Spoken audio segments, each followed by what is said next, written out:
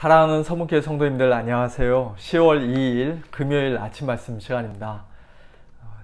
우리 성도님들 다 이미 알고 계시다시피 이제 내일 모레 주일 예배는 우리 교회가 창립된 지 38년이 된 것을 함께 기뻐하고 또 하나님께 감사하는 그런 예배로 드리려고 하는데요. 우리 서문교회가 계속해서 하나님의 손에 붙들려 아름답게 쓰임받기를 위해 또 하나님께서 우리에게 맡겨주신 귀한 사명, 복음의 사명 끝까지 충성스럽게 잘 감당하는 그런 교회가 될 수 있기를 위해 우리 성도님들 계속해서 기도해 주시고 또 한마음 한뜻으로 함께 동참해 주시기를 부탁드립니다. 오늘 우리에게 주시는 하나님 말씀은 고린도 후서 5장 11절부터 21절까지의 말씀입니다. 우리가 잘 아는 고린도 후서 5장 17절 말씀 한 구절만 봉독하도록 하겠습니다. 그런즉 누구든지 그리스도 안에 있으면 새로운 피조물이라. 이전 것은 지나갔으니 보라 새 것이 되었도다. 아멘.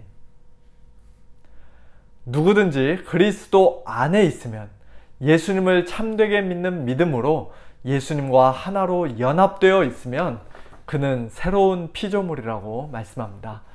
예전에 아무리 큰 죄를 지었어도 또 하나님을 멀리 떠나 참 방탕하면서 부끄러운 그런 인생을 살았어도 예수님을 믿고 그리스도 안으로 들어온 자들은 이전 것은 이제 완전히 다 지나가고 새 것이 된 자들, 새로운 피조물이 된 자들이라고 말씀합니다. 이것이 우리 크리스찬들의 정체성이죠. 이제 우리는 완전히 새로운 피조물이요 새 것입니다. 우리의 옛사람은 예수님과 함께 십자가에 못 박혀 죽었고 우리는 새 사람으로 예수님 안에서 이제 새롭게 태어난 존재들입니다. 오늘 고린도 후서 5장 11절 이하의 말씀을 통해 우리는 그리스도 안에 있는 새로운 피조물로서 과연 어떤 면에서 새로워졌는지, 뭐가 그렇게 새로워졌는지 몇 가지를 함께 생각해보며 함께 우리 성도님들과 은혜를 나누기를 원합니다. 앞구절부터 순서대로 쭉 살펴보기보다는 앞뒤로 왔다 갔다 하면서 주제별로 좀 묶어서 살펴보도록 하겠습니다. 첫 번째로 우리는 신분이 새로워진 자들입니다.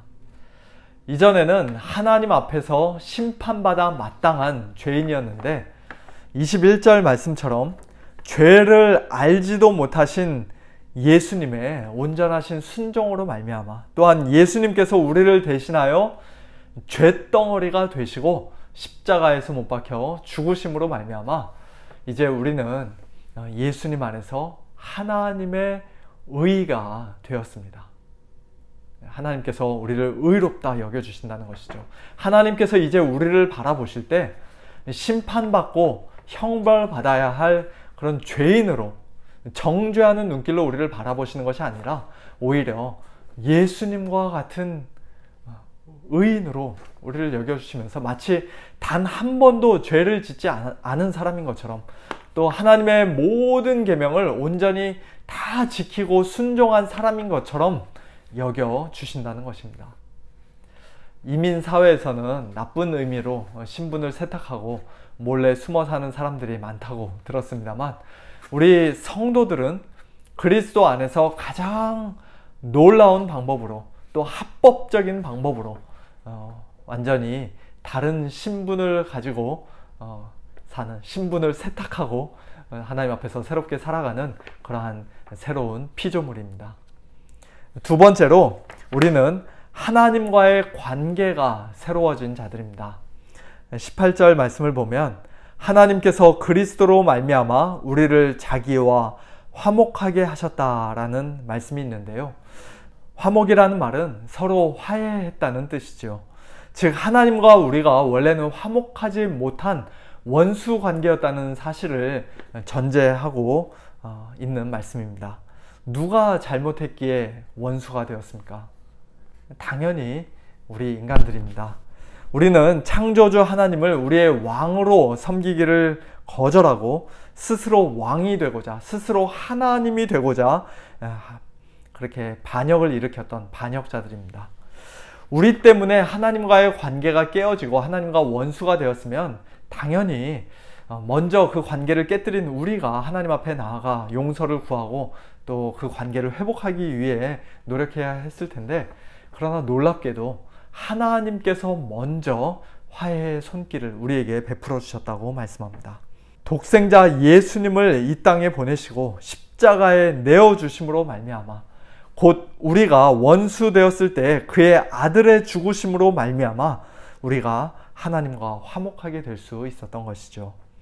하나님과의 관계가 깨어졌던 아담은 하나님의 음성을 들을 때 두려워하며 나무 사이에 숨었지만, 그러나 이제 우리는 마치 어린 자녀들이 아빠 품에 뛰어가서 안기듯이 하나님을 아빠, 아버지라 부르며 은혜의 보좌 앞에 담대하게 확신을 가지고 나아갈 수 있는 그런 새로운 피조물이 되었습니다. 세 번째로 우리는 관점이 새로워진 자들입니다. 16절 말씀, 그러므로 우리가 이제부터는 어떤 사람도 육신을 따라 알지 아니하노라. 비록 우리가 그리스도도 육신을 따라 알았으나 이제부터는 그같이 알지 아니하노라고 사도 바울은 말씀합니다. 일찍이 교회를 심히 핍박하던 바리새인 청년 사울은 예수 믿는 자들을 잡아 옥에 가두고 심지어는 그들을 죽이기까지 하는 것이 하나님을 기쁘시게 하는 일이라고 생각했고, 또 예수님에 대해서는 신성을 모독하는 자요 하나님께 저주받은 죄인에 불과하다고 생각했지만, 그러나 그가 살아계신 예수님을 만나 예수님을 믿고 또 새로운 피조물이 된 이후로는 예전에 그런 모든 인간적인 생각과 관점을 다 버렸습니다. 이제 사도 바울에게 있어서 예수님은 하나님의 영원한 아들이요 그의 참된 주님이며 또 죄인들의 유일한 구원자이십니다. 또한 다른 성도들을 바라볼 때에도 인간적으로는 그들이 참 여러 가지로 부족하고 연약하고 또 마음에 안 드는 부분이 많이 있을지라도 그들 역시도 그리스도 안에서 새로운 피조물이 된 자들임을 기억하고 인정해 주면서 사도 바울은 다른 성도들을 존귀하게 여기고 사랑할 수가 있었던 것이죠. 오늘 우리도 예수님에 대해서 또한 다른 성도들에 대해서 이처럼 예전과는 다른 관점, 완전히 새로운 관점을 가지고 살아가야 할 줄로 믿습니다. 네 번째로 우리는 삶의 동기가 달라진 자들입니다. 14절, 그리스도의 사랑이 우리를 강권하시는도다 라고 말씀하죠. 예전에 사울은 그저 자기 힘과 노력으로 하나님을 기쁘시게 하려고 아주 종교적인 열심을 내면서 그렇게 살았지만, 그러나 새로운 피조물이 된 사도 바울은 이제 전혀 다른 동기를 가지고 하나님을 섬기는 사람이 되었습니다. 그 새로운 동기는 바로 그리스도의 사랑이에요. 갈라디아서 2장 20절 말씀처럼 나를 사랑하사 나를 위하여 자기 자신을 버리신 하나님의 아들 예수 그리스도의 그 십자가 사랑이 사도 바울을 강권하셨고, 또한 오늘 저와 여러분을 강권하시기 때문에 우리를 꽉 붙잡으시고 또 우리를 온전히 지배하시고 다스리시고 이끄시기 때문에 그 사랑에 힘입어 우리는 이 땅에서 새로운 피조물로 살아갈 수가 있는 것입니다. 다섯 번째로 우리는 인생의 목적이 달라진 자들입니다.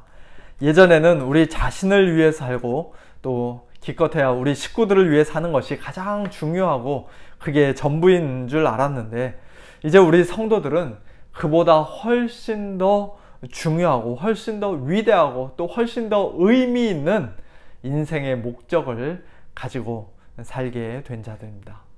그것은 15절에서 말씀하듯이 우리를 대신하여 죽었다가 다시 살아나시니, 즉 예수 그리스도를 위하여 사는 것입니다. 한마디로 예수님을 주님으로 모시고 사는 것이에요. 하이델베르크 요리문답 1문에서는 그와 같이 예수 그리스도를 위해 사는 인생, 즉 예수님을 주님으로 모시고 사는 인생의 행복과 위로에 대해 이렇게 묻고 답합니다. 살아서나 죽어서나 당신의 유일한 위로는 무엇입니까? 거기에 대해서 이렇게 답하죠. 살아서나 죽어서나 나의 유일한 위로는 내가 나의 것이 아니요 몸도 영혼도 나의 신실한 구주 예수 그리스도의 것이라는 사실입니다. 그리스도께서는 그의 보혈로 나의 모든 죄값을 완전히 치르셨고 나를 마귀의 모든 권세에서 해방시켜 주셨습니다. 또한 하늘에 계신 나의 아버지의 뜻이 아니면 머리털 하나도 땅에 떨어지지 않도록 나를 보호하시며 참으로 모든 것이 합력하여 나의 구원을 이루도록 하십니다. 그러므로 그리스도께서는 그의 성령으로 나에게 영생을 확신시켜 주시고 이제부터는 마음을 다하여 즐거이 그리고 신속히 그를 위해 살도록 하십니다. 하이델베르크 요리문답 1문은 참 언제 읽어도 마음이 뜨거워지고 또 감동이 되는 고백입니다. 이와 같은 고백은 오직 그리스도 안에서 새로운 피조물이 된 우리 성도들만, 우리 크리스찬들만, 참된 크리스찬들만 할 수 있는 줄로 믿습니다. 마지막 6번째로 우리는 사명이 달라진 자들입니다. 비록 우리는 바울처럼 사도로 부르심을 받지는 않았지만 그러나 저와 여러분 역시도 화목하게 하는 직분을 받았고 하나님과 세상을 화목하게 하는 말씀을 부탁받았으며 또한 그리스도를 대신한 사신이 되어 너희는 하나님과 화목하라고 외치는 그런 영광스러운 사명을 받은 자들입니다. 이 사명은 1차적으로 우리 주위에 아직 예수님을 믿지 않는 이 세상 사람들에게 복음을 전해야 하는 그런 전도와 선교의 사명을 가리키는 말이겠습니다만 좀 더 넓게 적용하면 교회 안에서 모든 성도들이 하나님과의 그 화목, 하나님께서 우리에게 이미 허락하신 그 화목을 풍성히 누리며 살아갈 수 있도록 말씀으로 잘 가르치고 또 서로를 권면하고 위로하고 또 때로는 책망하기도 하면서 또 때로는 피스메이커로서의 역할을 잘 감당하면서 교회를 더욱더 화목하게 만드는, 주님의 몸된 교회를 화목하고 또 평안하게 만드는 그런 사명도 포함된다고 할 수 있을 것 같습니다. 우리가 그리스도 안에서 새로운 피조물이 되었다는 말씀을 지금까지 크게 6가지 면에서 다양한 각도로 한번 생각해 보았습니다. 죄인에서 의인으로의 신분의 변화, 원수가 자녀가 되는 하나님과의 관계의 변화, 예수님과 다른 성도들을 더 이상 육신적인 관점으로 바라보지 않는 그런 관점의 변화, 우리를 강권하시는 그리스도의 사랑에 이끌려 살아가는 삶의 동기의 변화, 나를 위해서가 아니라 주님을 위해 살겠노라는 그런 인생의 목적의 변화, 그리고 마지막으로 그리스도의 대사로서 사람들을 하나님과 화목하게 하는 영광스러운 사명의 변화, 이런 아름답고 놀라운 변화가 우리의 삶 가운데 매일매일 더욱더 풍성히 나타나게 되기를 우리 주님의 이름으로 축원합니다. 함께 기도하시겠습니다.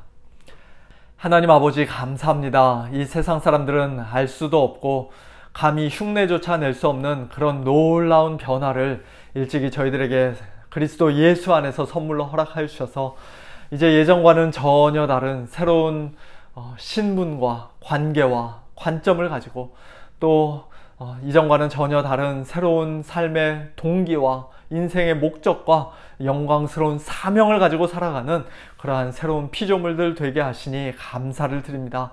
하나님 아버지, 그리스도 안에서 우리가 새로운 피조물이 되었다는 이 놀라운 사실이 그저 우리 입술만의 고백으로 그치지 않게 하여 주시고 정말 저희들의 마음 깊은 곳에서부터의 진정한 변화, 또 우리의 삶에서 말과 행실과 또 모든 삶의 영역에서 아름답게 열매를 맺어가는 그와 같은 진정한 변화가 더욱더 풍성히 나타날 수 있도록 하나님 은혜를 베풀어 주시옵소서.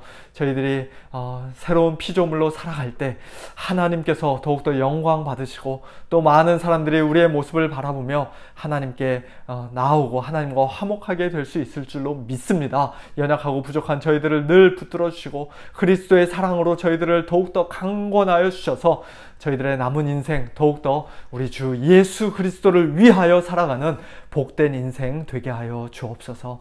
사랑하는 우리 서문교회 이제 내일 모레면 또 38주년이 됩니다. 하나님 아버지, 지금까지도 하나님의 은혜 가운데 여기까지 왔사오니 앞으로 걸어가는 모든 길 한 걸음 한 걸음 하나님께서 친히 동행하여 주시고 인도하여 주시고 이끌어 주셔서 오직 하나님께만 영광 돌려드리는 우리 서문교회, 또 하나님께서 맡기신 귀한 복음의 사명 잘 감당하는 우리 서문교회 되어지도록 축복하여 주옵소서. 사랑하는 우리 성도님들, 오늘도 하나님 함께하여 주시고 특별히 여러 가지로 연약하고 또 마음이 낙심된 우리 성도님들 하나님께서 찾아가 주시고 위로하여 주시고 강건케 하여 주시옵소서. 감사드리며 살아계신 예수님의 이름으로 간절히 기도하옵나이다. 아멘.